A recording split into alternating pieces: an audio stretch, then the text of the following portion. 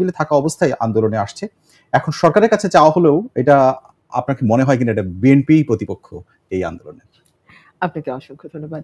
আমি এই কয়েকদিন ধরেই ফলো করছিলাম এবং জাতীয় ঐক্যমত কমিশনে যখন ধারাবাহিকভাবে সভা চলছে, ধারাবাহিকভাবে সকল রাজনৈতিক দল সেখানে অংশ নিচ্ছে এবং প্রত্যেকে যার যার মতামত দিচ্ছে, ঠিক সেই সময়ে রাজপথে আবার রাজনীতিকে নিয়ে যাওয়াটা কেন এবং এটার পেছনে আসলে লক্ষ্যটা কি, এই প্রশ্ন উঠতেই পারে। আপনি দেখুন তাদের যে দাবিগুলো, তার একটা হচ্ছে উচ্চকক্ষ এবং নিম্নকক্ষে পিআর পদ্ধতির নির্বাচন।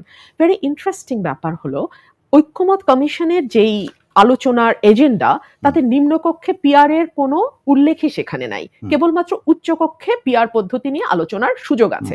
কিন্তু সেই জায়গা থেকে বেরিয়ে আমরা দেখছি বিএনপি ছাড়া অন্য যে পলিটিক্যাল পার্টিগুলো আছে, মানে বেশ কয়েকটা পলিটিক্যাল পার্টি, তারা কিন্তু নিম্নকক্ষেও এখন পিআর চাইছে। এক, গত 15 বছর এ ধরনের কোনো দাবি কিন্তু আমরা শুনি নাই, বরং গত 15 বছর যখন বিএনপির সঙ্গে ঐক্যবদ্ধভাবে এই পলিটিক্যাল পার্টিগুলো আওয়ামী লীগের বিরুদ্ধে নানানভাবে সংগ্রাম করেছে, তখন কিন্তু তাদের একটাই চাওয়া ছিল যে একটা অবাধ, সুষ্ঠু, নিরপেক্ষ নির্বাচন হোক, যেই নির্বাচনে মানুষ তার পছন্দের প্রতিনিধিকে নির্বাচিত করতে পারে। সেই জায়গা থেকে হঠাৎ করে পিআর নিয়ে এত বেশি উচ্চকিত হওয়া, কিংবা ধরুন 14 দল সহ জাতীয় পার্টিকে নিষিদ্ধের ব্যাপারে একেবারে অনড় অবস্থায় চলে যাওয়া, এই বিষয়গুলো একটা প্রশ্নের জন্ম দেয় যে এগুলোর পেছনের উদ্দেশ্যটা কি। আমি গতকালকে একটা গণমাধ্যমে, আমি একজন সরকারের ঘনিষ্ঠ জনের সঙ্গে আমার আলোচনা হচ্ছিল এবং সেই গণমাধ্যম যেহেতু লাইভ শো, আমার মানে এটা নাথিং টু হাইড, উনি লাইভেই বলেছেন। কথাগুলো শুনলে কিন্তু আপনার মনে হবে যে পিআর এর পক্ষে এক ধরনের পজিটিভ নডিং গভর্নমেন্ট সাইডেও আছে। মানে তারা হয়তো ওপেনলি কিছু বলছে না, বাট এক ধরনের পজিটিভ নডিং। ফর এক্সাম্পল, তারা একটা অদ্ভুত যুক্তি নিয়ে এসছে এখন মাঠে, যে আমি যে সংরক্ষিত মহিলা আসনে নির্বাচিত হয়েছিলাম সেটাও পিআর পদ্ধতিতেই আমি নির্বাচিত হয়েছি। এই কথা বলেছেন। হ্যাঁ, so it is a very unique একটা প্রপোজিশন। তো এই ইউনিক প্রপোজিশনটা কেন নির্বাচনের ঠিক 4 মাস আগে আসছে? সুতরাং আপনি যদি এগুলোকে কেবলমাত্র 8টি বা 9টি দল একটা দাবি তুলছে এভাবে দেখেন, আমার মনে হয় সেই দেখাটা পুরোপুরি সঠিক হবে না। এখানে সরকারেরও এক ধরনের ট্যাসিট মদদ আছে। না হলে সরকারের এত দায়িত্বশীল জায়গা থেকে একজন একেবারে মানে অন এয়ার গণমাধ্যমে বলতে পারতেন না যে আমি সংরক্ষিত আসন থেকে গেছি, মানে আমি পিআর পদ্ধতির সুবিধা নিয়ে সেখানে গেছি। দেখুন, আসন ভিত্তিক পিআর পদ্ধতি হচ্ছে আপনি তাহলে আর বিরোধিতা করতে পারেন না, আগে যেটা একদম আসন ভিত্তিক পিআর পদ্ধতি নিয়ে কিন্তু বিএনপির কোনো আপত্তি নাই। সংরক্ষিত যে 50টা মহিলা আসন, সেটা কিন্তু আসন ভিত্তিক পিআর পদ্ধতি। আপনার যতগুলো আসন আছে সংসদে, তার ভিত্তিতে আপনি নারী সংসদ সদস্য দিতে পারবেন। উচ্চকক্ষেও কিন্তু বিএনপি সেই প্রস্তাবই দিয়েছে যে নিম্নকক্ষে আমার যে কজন সংসদ সদস্য আছে তার ভিত্তিতে আমি উচ্চকক্ষে সংসদ সদস্য দেব, ভোটের ভিত্তিতে নয়। এবং নরমালি বিশ্বব্যাপী ভোটের ভিত্তিতেই পিআর পদ্ধতি ধরা হয়, আসন সংখ্যার ভিত্তিতে পিআর পদ্ধতি কিন্তু সেটা পিআর বলা হয় না। অর্থাৎ পিআর এর ব্যাপারে আপনাদের যে বক্তব্য, সেটা আমরা আগে শুনেছি। এই ব্যাপারগুলোর সাথে আরেকটা ব্যাপার কথা বলা হয়েছে, এটা আমার কাছে মনে হয় যে সব সময় যখন নির্বাচন সামনে আসে সেটা হয় লেভেল প্লেইং ফিল্ড। এইটা দিয়ে আসলে কি বোঝানো হয় আমি জানি না, কিন্তু এই প্রশ্নটা আসে সবার জন্য সমান সুযোগ, সেটি তো সরকার সবসময় বলে। কিন্তু আরেকটি বিষয় হচ্ছে ফ্যাসিবাদের দোসর হিসেবে জাতীয় পার্টি এবং 14 দলের কার্যক্রম নিষিদ্ধ করা। এই প্রসঙ্গটা যদি আসেন, 5ই আগস্ট 2024-এর এখন থেকে পেছনে তাকালে 1 বছরের বেশি সময় এই দাবিটা আমরা দেখলাম খুবই সাম্প্রতিক কালে এসেছে এবং গণ অধিকার পরিষদ এক ধরনের ইনসিডেন্টের মধ্যে দিয়ে গেছে। কিন্তু এখন এই যারা আন্দোলনে আসছেন যে দলগুলো, তারা এই দাবিটা তুলছেন। এটাকে আপনারা কিভাবে দেখেন বিএনপির পক্ষ থেকে? আমি আজকে দেখলাম আমাদের স্ট্যান্ডিং কমিটির সম্মানিত সদস্য সালাউদ্দিন আহমেদ বলেছেন যে তাহলে তো 28টা দলকেই আমাদের নিষিদ্ধ করার দাবি তুলতে হবে। মানে 28টা দলই কোনো না কোনো ভাবে 15 বছর আওয়ামী লীগের সঙ্গে ছিল, কখনো বিরোধী দল হয়ে, কখনো আমি জামিন নির্বাচনে গিয়ে, কখনো মধ্যরাতে ভোট হওয়ার তারা সঙ্গে ছিল। সো 28টা দলকে নিষিদ্ধ করতে হবে। তাহলে আসলে ইসলামিক দলও কিন্তু তাদের মধ্যে। অ্যাবসলিউটলি।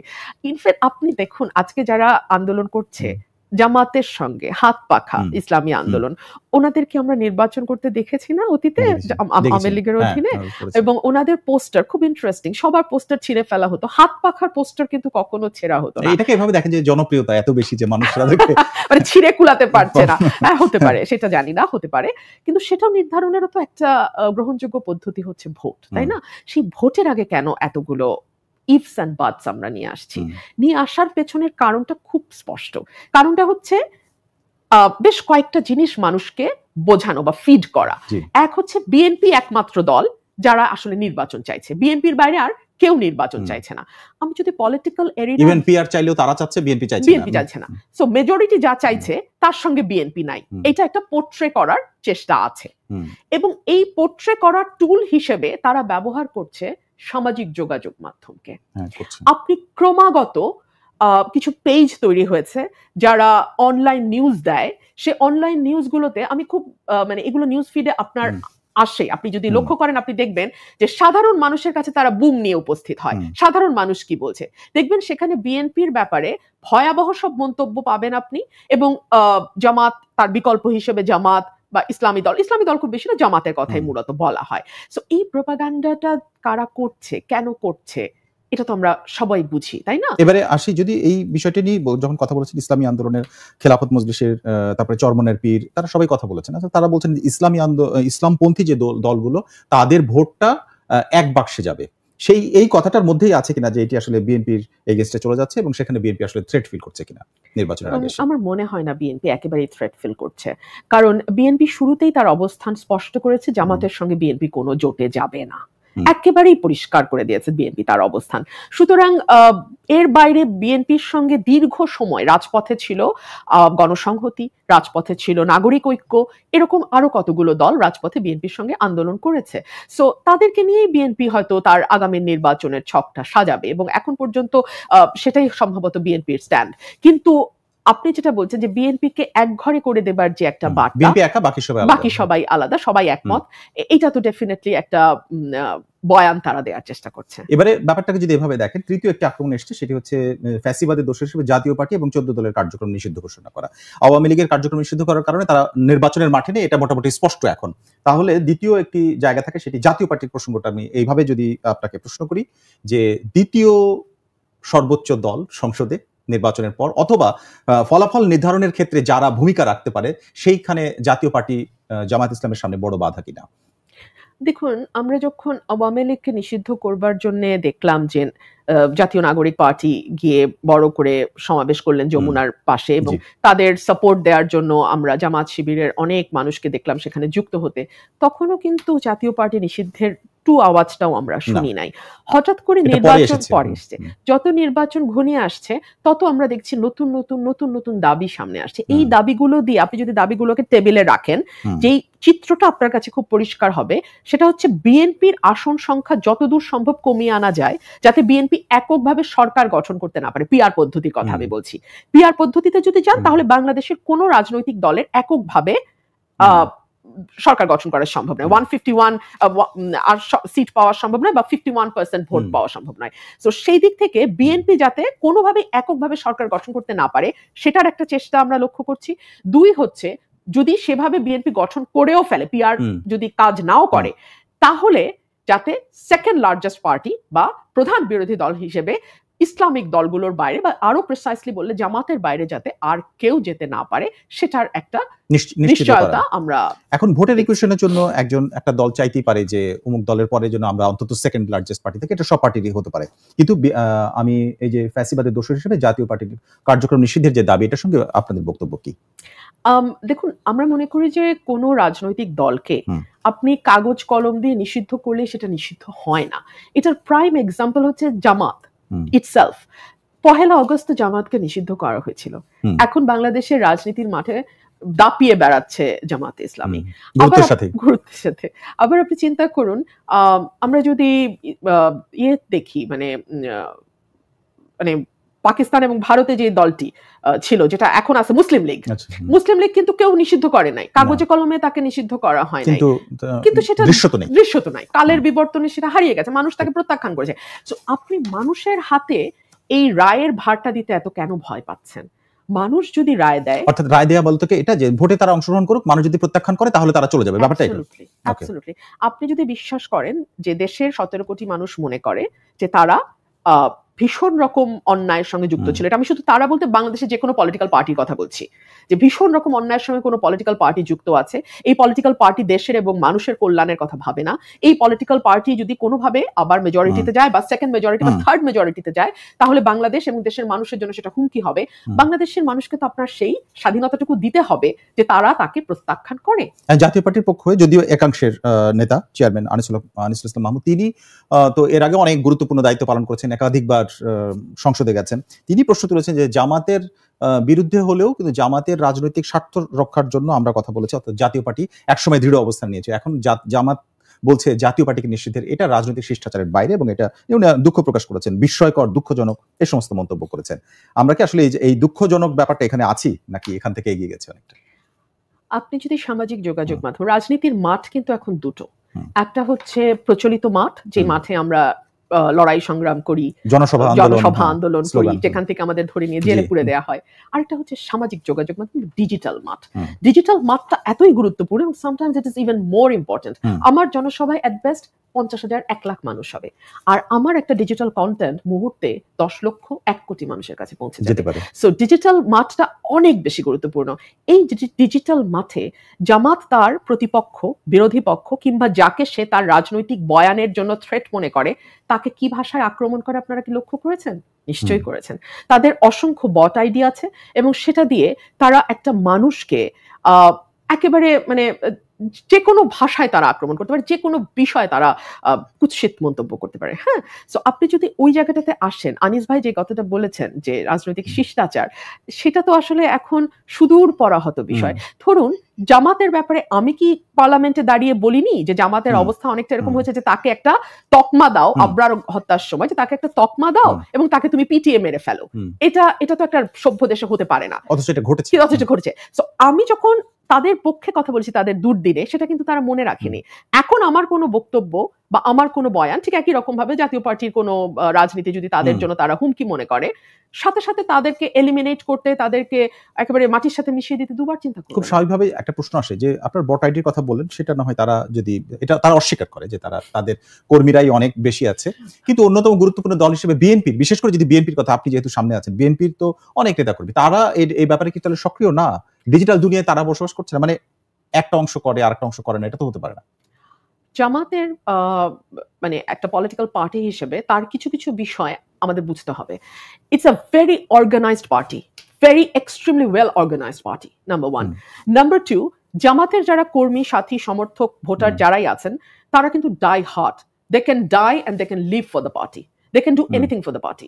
তারা কোনো ভালো মন্দ কোনো কিছু বিচারের মধ্যে নাই, পার্টি কমান্ড তারা মানবে। অনেকটা আমাদের মিলিটারির মতো, বিভিন্ন দেশের মিলিটারিরা যে ট্রেনিং এর মধ্যে দিয়ে যায়, জামাত অনেকটা সেরকম। এবং জামাতের আমি কিছুদিন আগে বলেছেন যে আমাদের দেশপ্রেমিক সেনাবাহিনী আর আমরা খুবই well organised party, they are very well organised.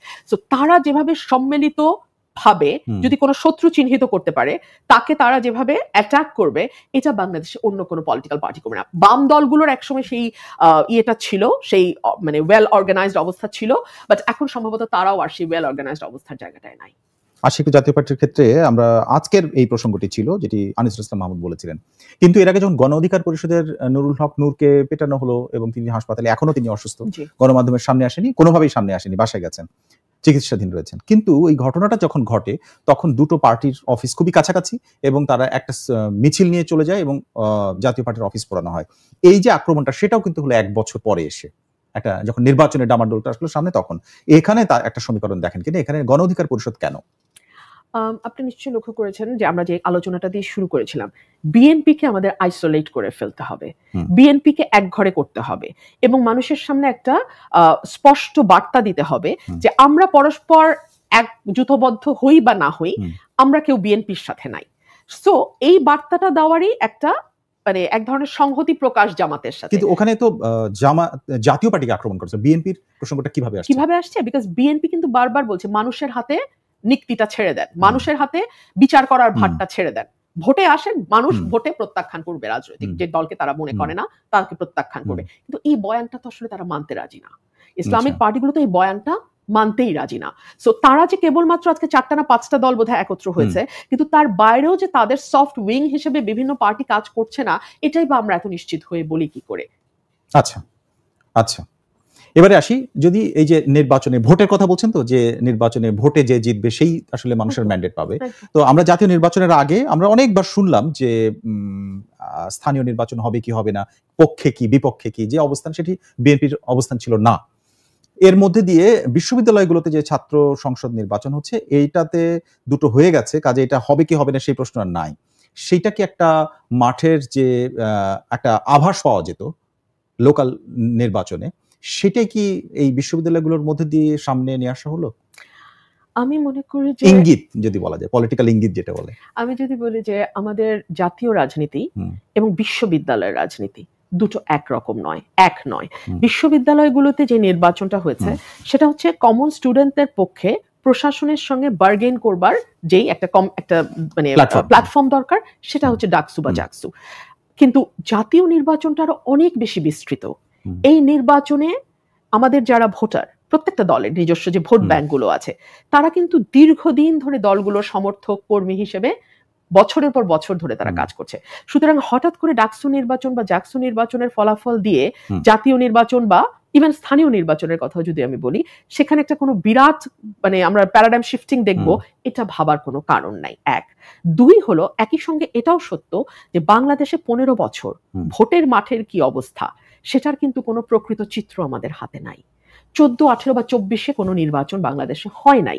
So আসলে কোন দলের ভোট কতটুকু সেটা নিয়েও আমাদের একটা প্রশ্ন থাকতে পারে। আমরা আসলে খুব ভালো জানি না কোন দলের ভোট কতটুকু। সেটা হচ্ছে মাঠের কথা বলছেন আপনি, জাতীয় নির্বাচনের মাঠের কথা বলছেন। কিন্তু এখানে একটা প্রশ্ন এসেছে অলরেডি, সেটা হচ্ছে যে ক্যাম্পাসগুলোতে বিশেষ করে ঢাকা বিশ্ববিদ্যালয়ের যে পুরো ইতিহাস বাংলাদেশ হওয়ার পরে যে গত 54 বছরে কখনো জামায়াত ইসলামী বিভিন্ন সময় তারা মানে নির্বাচনে অংশগ্রহণ করেছে 5 বার, কিন্তু এরকম পুরো প্যানেল তো দূরের কথা, এরকম মানে জেতার পথে যেতে পারেনি।